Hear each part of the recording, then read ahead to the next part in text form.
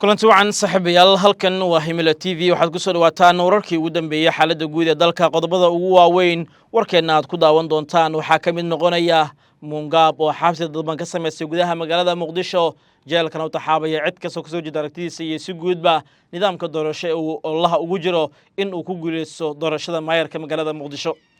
sidoo kale warkan waxa ku daawan doontaan madaxweyne Xasan Sheekh Maxamuud oo magacaabay bedelka Naasir Cige oo maalmo ka hor laga ceeriyay Villa Soomaaliya sababo arimo hoose iyo sidoo kale in arimo kale oo aan wanaagsaneyn uu ku kacay balse marka la keenay wiilka dhalinyarada booskiisa iyo si guud wararkii ugu dambeeyay xaaladda siyaasadeed dalkan Soomaaliya ayaan ku falanqeyn doonaa muuqaalkan balse marka hore si shargaray oo nagu soo biir YouTube-keena Himila TV si aad ula socoto muuqaalada iyo wararka halkan aynu ku baahino haddii aan ku horeyno gudoomiyaha gobolka Banaadir ahna duqa magaalada Muqdisho Xasan Maxamed Xuseen Mungab waxa uu qaadayaa tallaabooyin u muuqda inay yihiin kuwa carqalad iyo sidoo kale xaalad kala abuuri kara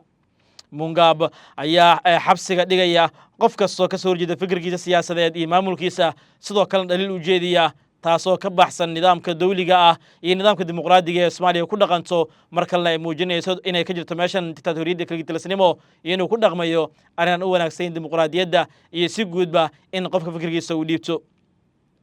wuxuu jebinayaa qodobka Suuriya oo muwaadinka siinaya inuu fikirkiisa dhiibto dhaliilo cidda uu rabo ka soo horjeesto xukunka iyo in uu maamulka markaas jira uu eedan u jeediyo taasoo awoodda Suuriya qofku uu leeyahay balse dhaqaaqaas oo dhan Mungab meel uu iska dhigay qofka ka soo horjeesta dhaliila wax ka sheega gobolkiisa iyo maamulkaba xabsiga ayuu dhigayaa tani ayaa marka la muujinaysa in arrin kale oo culus iyo sidoo kale arrin aan ku habboonayn siyaasi Soomaaliyeed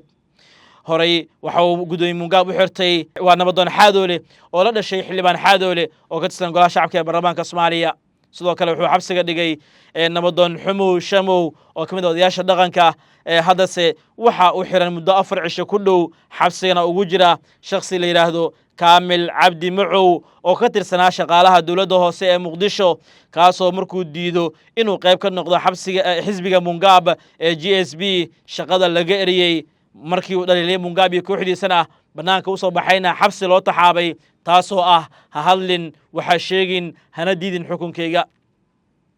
gudoomiye Mungab ayaa marka la sheegay in cadays xoogan uu ku hayo shaqaalaha dawladda hoose ee Muqdisho isagoo ku qasbaya markaasi in ay qaataan amarkiisa ah inay soo diiwaan geliyaan xisbiga GSB madaxweyne Xasan Sheekh uu hogaamiyo cidii amarkiisa diidana shaqada laga burinayo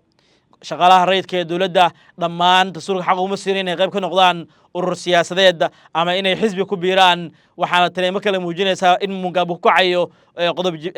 jebin dastuur iyo in uu sidoo kale sameynayo bahdilaad shaqaalaha rayidka ah ee ka tirsan gobolka Banaadir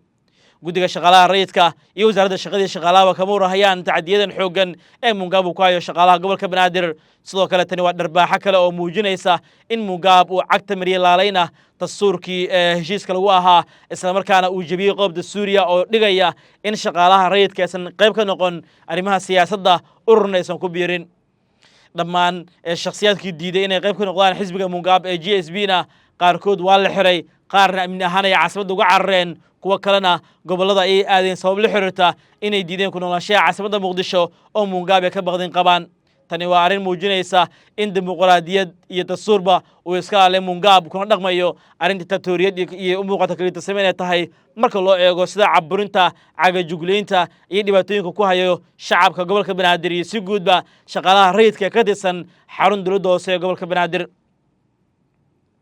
dhinaca kale xogo saaxiibna waxay sheegeen dib loo dhigay qorshihii jadwalka doorashooyinka ee golayaasha deegaanka loo balamay dhamaadka bishan aynu ku guda jirno ee November taasoo ahayd in la bilaabo doorashada golayaasha deegaanka hase yeeshee cadays ka yimid ururo siyaasadeed ayaa keenay in dib loo dhigo tallaabadan kadib markii ka diideen in qaabka wax loo wadaysan ahayn qaab ay ku qanci karaan ayna ka shakiyeen in doorasho lagu shuban karo ku dhawaad 40 urur siyaasadeed ayaa iska diiday qaadacayna dhammaan doorashooyinka iyo in si guud ee caasimadan doorasho ugu bilaabato iyagoo sheegay in aysan dhex ahayn cadaalad aysan ahayn guddiga doorashooyinka madaxa bannaan sabab la xirteen waxa la karaan hal dhinac maadaama hadda si jirin xisbi ku awooda xisbiga madaxweyne Xasan Sheekh Maxamuud marka laga reebo mucaaradka banaankiisa ee doorashada iskana diiday in ay qayb ka noqdaan nidaam doorasho oo la sii ogaay cidda guuleysanaysa loolanka garoonkana uu noqon karo madaxweyne Xasan uu ku soo baxo taasoo ay diideen mucaaradka macnaha lahaa inay qayb ka noqdaan doorashada gabi ahaanna ay laaleen ka mid noqoshada golo doorasho oo madaxweyne Xasan iyo tiimkiisa kaliya ay golaha ku loolamayaan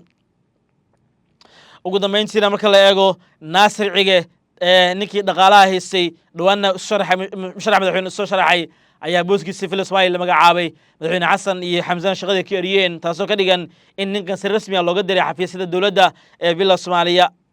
madaxweyne Xasan Sheekh Maxamuud ayaa wareegto soo saaray waxa uu maanta ku magacaabay la taliyaha sare ee siyaasadda iyo isku duwaha barnaamijyada la xiriira xafiiskiisa ee arrimaha dibadda xilkaas oo hore looga qaaday Naasir Cige oo dhawaan hadalhayn ka dhaliyay baraha bulshada kadib muuqaalo uu la soo duubay gabdha caanka ah baraha TikTok madaxweynaha ayaa xilkan u magacaabay Yaxye Ibrahim Macalin oo noqonaya la taliyaha sare ee siyaasadda iyo isku duwaha barnaamijyada la xiriira xafiiska madaxweynaha arrimaha dibadda Yaxye oo horey u ahaa bare jaamacadeed oo wadanka UK ah ayaa ah aqoon-yahan khibrad wanaagsan mid u leh arrimaha siyaasadda dowlad dhiska cilmi baarista la xiriirta arrimaha caalamiga ah horumarinta dhaqaalaha caalamka aqoonta iyo diyaarinta jiilka cusub ee hogaamiyaasha sidoo kale waxa uu muddo ka soo shaqeeyay xalinta khilaafaadka colaadaha isagoo shahaadooyinka sare ee PhD ka diyaariyay jaamacadaha Nottingham iyo Birmingham ee dalka Ingiriiska sida lagu daabacay bogga Villa Soomaaliya